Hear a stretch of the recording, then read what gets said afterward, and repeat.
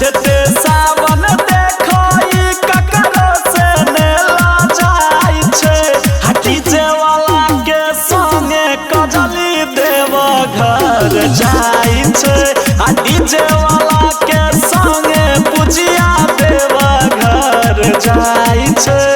साथ में कर एगो देख छोटा का भाई छे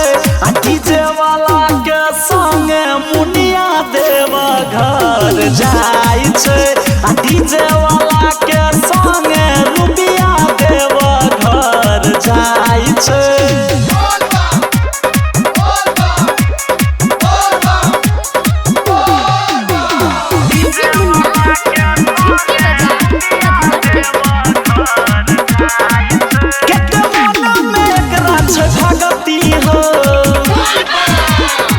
भोले बाबा दे तोई सकती हो केते मन में एकरा छे भगती हो भोले बाबा दे तोई सकती हो भैर सावन लहसुन प्याज ने खाई छे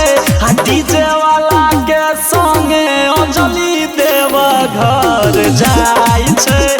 डीजे वाला के संगे अनुआ देव घर जाय छे।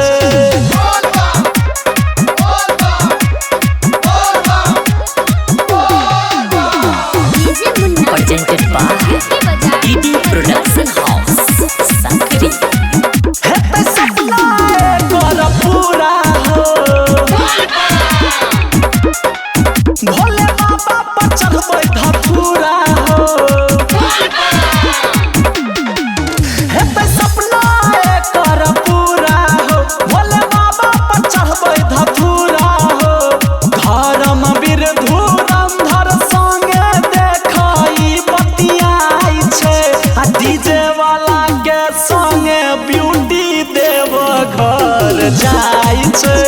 डीजे वाला के संगे नहिया देव घर जाय छे।